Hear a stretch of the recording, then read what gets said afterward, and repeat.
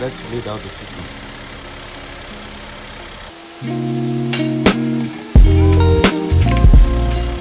With our water circulating.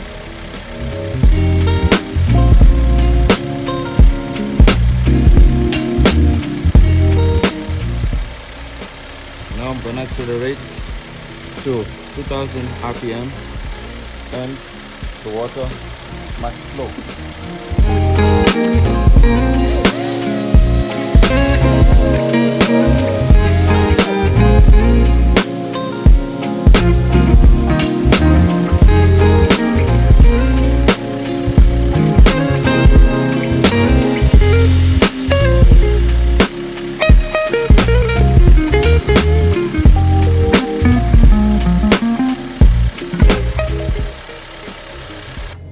Not like in my CLK, the water here is doing well.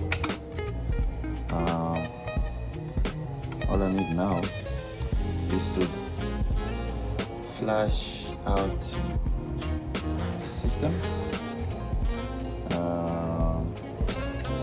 Because I'm gonna use my mouth.